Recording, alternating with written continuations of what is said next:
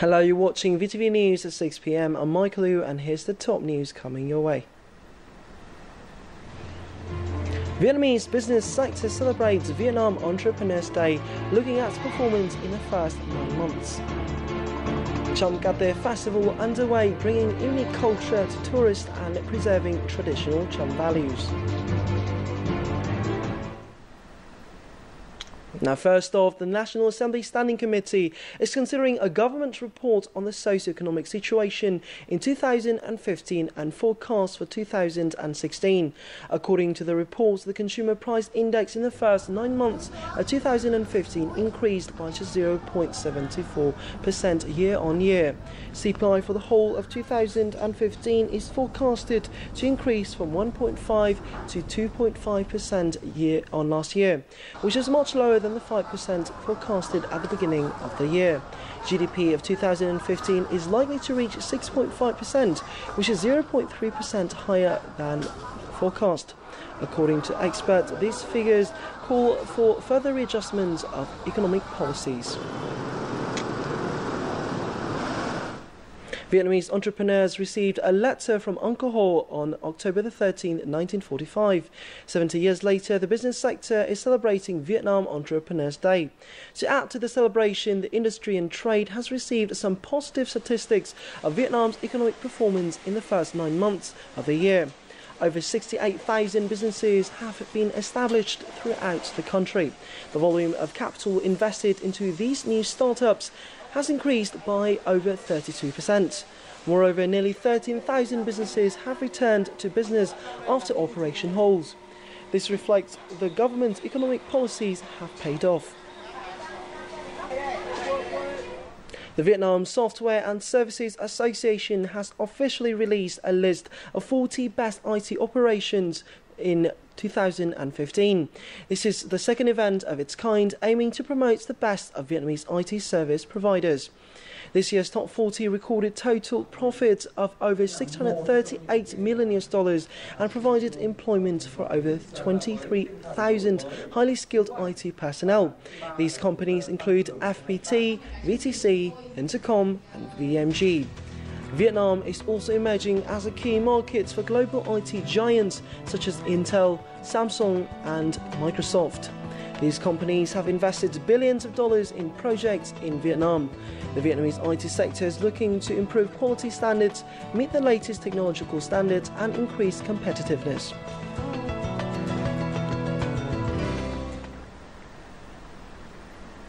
A conference taking place on October 13th in Ho Chi Minh City had that Vietnam's export turnover in the first 9 months was up 9.6% compared to the same period last year.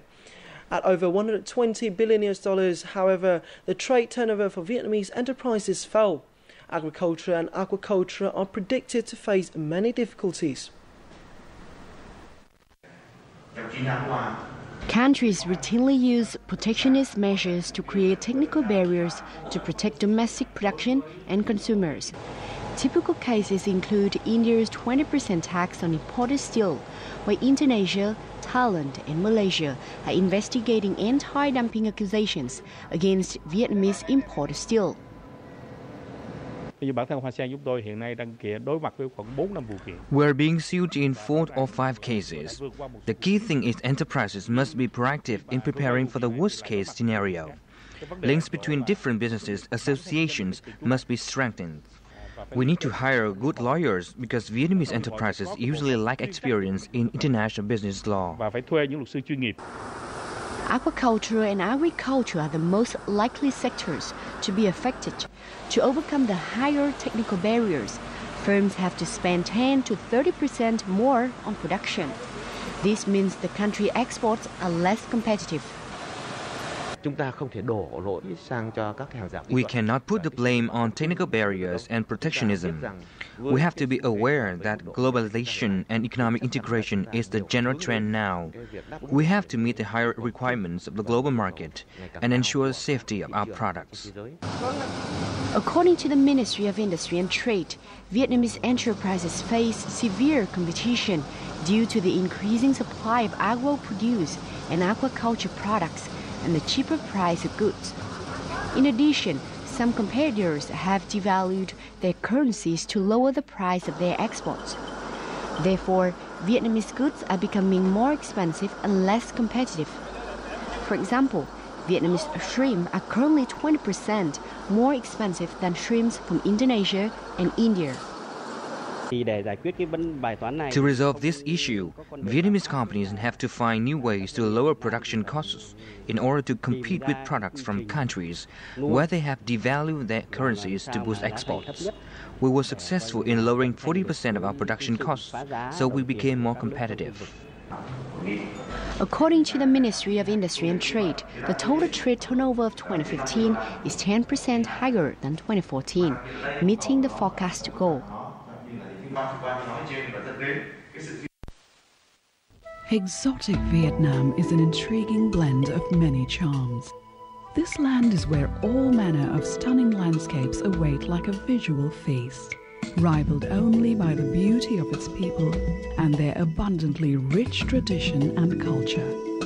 Here is where you can relive the past in richest color or live it up in the bright lights of the big city. With so much more to offer, Vietnam is simply unforgettable. Welcome back to VTV News. Now, the Ministry of Home Affairs has revealed that Hanoi is currently leading at 58 points in the process of regulatory reform. Hanoi has introduced many innovative ideas such as the digitisation of civil records, increased application of technology into examinations and human resources software. However, the city will need to continue improving its restructuring process to achieve higher results and amend existing problems. The Ministry of Natural Resources and Environment on October the 12th convened a meeting in Hanoi at which they announced a series of actions to foster greater investment in climate change mitigation and lower greenhouse gas emissions. The pledge is part of Vietnam's intended nationally determined contribution report submitted to the Secretariat of the UN Framework Convention on Climate Change. The event was co-organised by the Ministry of Natural Resources and Environment, UNDP and GIZ Vietnam. Intended nationally determined contributions are commitments in which countries hope to maintain average global temperature rises to below 2 degrees Celsius by the end of the 21st century, compared with the pre-industrial levels. The program was adopted in the COP19 in Warsaw. Vietnam was among 148 countries that made a commitment. This is a very good political sign, a sign of political will and political commitment. In terms of priorities for implementation, it's very important that Vietnam focuses on taking steps on real actions very soon. First of all, the most important thing is the political will of Vietnam. And if there is sufficient support from the political side for the implementation, I'm pretty sure that you can also agree with our government on how GIZ could play a role in supporting the implementation. Reports from the Ministry of Natural Resources and Environment in 2010 showed that Vietnamese emissions per capita were not so high, and total Vietnamese emissions only accounted for 0.5% of the total figures. The country aims to reduce greenhouse gas emissions by 8% to 2020 and possibly by 25% prior to 2030 if it can muster enough support from the international community. To achieve that, Vietnam will need to improve its forest management and agriculture while coping with rising sea levels. We are also planning to develop a roadmap for the implementation of the intended nationally determined contributions to achieve these goals. For example, we are trying to reduce greenhouse gas through a more efficient use of energy and the application of renewable energy sources.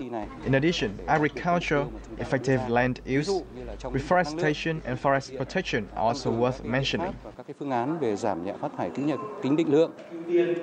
To to fully and effectively implement the national INDC report. The Ministry of Natural Resources and Environment suggested that Vietnam should carry out careful preparations in terms of the policy framework, technology, and call for international support. The country should also make more suggestions to the INDC at the forthcoming COP21 in Paris by the end of this year. The Thailand-based Onyx Hospitality Group has signed an agreement with HB Group to manage Ozo Hoi An, marking the group's first foray into Vietnam. The hotel, which is scheduled to open in late 2016, is part of a master development consisting of a retail complex, dining and entertainment village, residential apartments, villas and recreational facilities. The project is reported to be worth $1.5 billion and will cover a 400-hectare site. This is an important step for Hoi An's tourism sector, which has demonstrated a long-term ability to attract another major foreign investors. Falling on the first day of the 7th month of the Chum calendar, the Chum Kat Te is one of the southern province of Binh Thuan's most popular events. The festival is a major tourism attraction during October. More in the following report. For Chum people in Binh Thuan province, the Kat Te festival is a time for them to worship their gods. They dance and sing to deliver wishes for good harvest and the growth of all living things. The bright colors and dramatic sounds provide a great spectacle for tourists. The architecture, the festival and the musical are very interesting. I want to find out more about them. This is my first visit and I like it. The festival is unique thanks to its beautiful and colorful costumes. I think in the future, festivals like this will attract more visitors. The Kat Te festival has been organized on a large scale since 2005. It features with many activities performed by local Chum people. With a population of more than 41,000 people, Chum people have contributed a lot to the area's socio-economic development, and their culture continues to thrive and attracts visitors. The Kat Te festival is one of 5 key festivals which are promoted as tourist attractions in Binh Thuan province. We hope to boost local tourism through the festival's activities. However, to really tap the potential of traditional festivals like this, the local authorities should make more efforts in planning and marketing. With a proper approach, these beautiful examples of Chum culture will be able to be promoted to a worldwide audience. Now, just before we say goodbye, let's take a look at the latest weather forecast.